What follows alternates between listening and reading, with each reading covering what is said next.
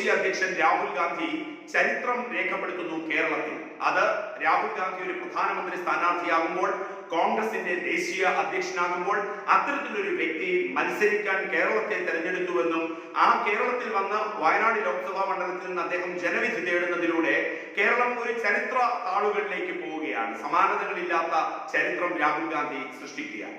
പക്ഷേ രാഹുൽ ഗാന്ധി വലിയ പ്രതീക്ഷയാണ് നൽകുന്നത്. അത് കേരളത്തിന് മാത്രമല്ല, ഇന്ത്യക്ക് മൊത്തമായിട്ട്.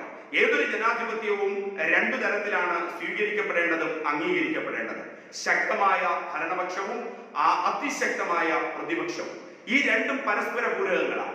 ഈ രണ്ടും അതിൻ്റെതായ രണ്ട് നെടുംതൂണുകളായി നിൽക്കുമ്പോൾ മാത്രമാണ് ജനാധിപത്യം അതിന്റെ ഏറ്റവും ഉത്തുംഗതയിൽ ആഘോഷമാകുന്നത്. ആ ആഘോഷം യാഥാർത്ഥ്യമാകണമെങ്കിൽ ശക്തനായ ഒരു ഭരണാധികാരി ഉണ്ടാകണം, ശക്തമായ ഒരു ഭരണപക്ഷം ഉണ്ടാകണം. അതോടൊപ്പം തന്നെ അതേ അളവിലോ അതിനേക്കാൾ മുകളിലോ ശക്തിയിലോ ഒരു പ്രതിപക്ഷം ഉണ്ടാകണം, ഒരു പ്രതിപക്ഷ നേതാവ് ഉണ്ടാകണം. അങ്ങനെ ഒരു പ്രതിപക്ഷ നേതൃസ്ഥാനത്തേക്ക്, അങ്ങനെ ഒരു പ്രതിപക്ഷ സ്ഥാനത്തേക്ക് പാർട്ടികളെ യോജിപ്പിക്കുന്നതിലടക്കം രാഹുൽ ഗാന്ധിയുടെ വളർച്ച, അദ്ദേഹത്തിന്റെ നിലപാടുകളൊക്കെ സുവ്യക്തമാണ്, അഭിനന്ദനാർഹമാണ്. പക്ഷേ ആ രാഹുൽ ഗാന്ധി കേരളത്തിൽ മത്സരിക്കാൻ എത്തുമ്പോൾ സ്വന്തം ഇടത്തെ, സ്വന്തം പാർട്ടിയെ, സ്വന്തം മുന്നണിയെ രാഹുൽ ഗാന്ധി ചതിക്കരുത് എന്ന് ആവശ്യപ്പെടുകയാണ് കേരളത്തിലെ ജനാധിപത്യ വിശ്വാസികൾ. അതിന് കാരണമാകുന്നത് വയനാട്ടിൽ മത്സരിക്കാൻ എത്തുന്ന രാഹുൽ ഗാന്ധി പറയുകയാണ്, ഞാൻ ഇടതുപക്ഷത്തിനെതിരെ, CPM-നെതിരെ ഒരക്ഷരം പോലും ഉരിയാടില്ല. പരസ്യമായി രാഹുൽ ഗാന്ധി കേരളത്തിലെത്തി പ്രഖ്യാപിച്ചു. ആ പ്രഖ്യാപനം രാഹുൽ ഗാന്ധി അക്ഷരാർത്ഥത്തിൽ ആത്മാർത്ഥതയോടുകൂടി അദ്ദേഹം അത് പുലർത്തുകയാണ്, നിഷ്ഠ വയ്ക്കുകയാണ്. അദ്ദേഹം കേരളത്തിൽ രണ്ടാമത്തെ പത്രിക സമർപ്പിച്ചതിനു ശേഷം പ്രചരണം കൊഴുപ്പിക്കാനെത്തി. പത്തനാപുരത്ത് പ്രസംഗിച്ചു, പത്തനംതിട്ടയിൽ പ്രസംഗിച്ചു, തിരുവനന്തപുരത്ത് പ്രസംഗിച്ചു, കണ്ണൂരിൽ പോകുന്നു, വയനാട്ടിൽ പോകുന്നു, UDF യോഗത്തെയൊക്കെ അഭിസംബോധന ചെയ്യുന്നു. ഇവിടെയൊന്നും അദ്ദേഹം ഇടതുപക്ഷത്തെ, CPM-നെതിരെ ഒരു വാക്ക് പറഞ്ഞിട്ടില്ല.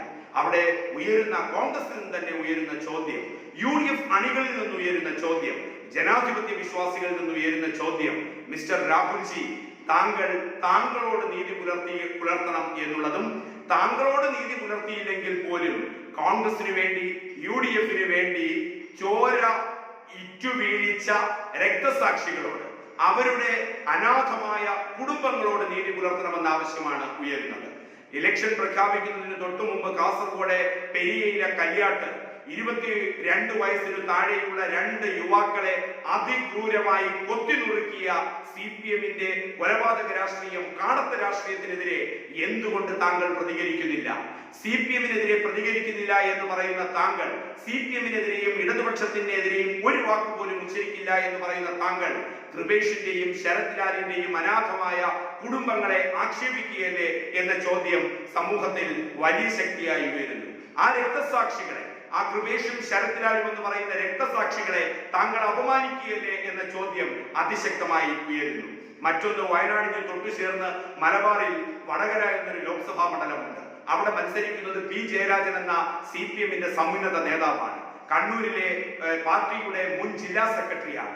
അദ്ദേഹം മത്സരിക്കുമ്പോൾ CBI കണ്ടെത്തിയതനുസരിച്ച് തന്നെ UDF-ന്റെ ഏറ്റവും മുന്നണി പോരാളികളായ വ്യക്തികളെ കൊന്നു തള്ളിയതിന്റെ വധപ്പട്ടികയിൽ, പ്രതിപട്ടികയിൽ പേരുള്ള വ്യക്തിയാണ് ഈ P. ജയരാജൻ. അവരുടെ ആത്മാക്കൾ, ആ രക്തസാക്ഷികളുടെ ആത്മാക്കൾ താങ്കളോട് പൊറുക്കുമോ? അവരുടെ അനാഥമായ കുടുംബങ്ങൾ താങ്കളോട് പൊറുക്കുമോ? ഇത് ഏറ്റവും ചുരുങ്ങിയ കണക്കുകൾ.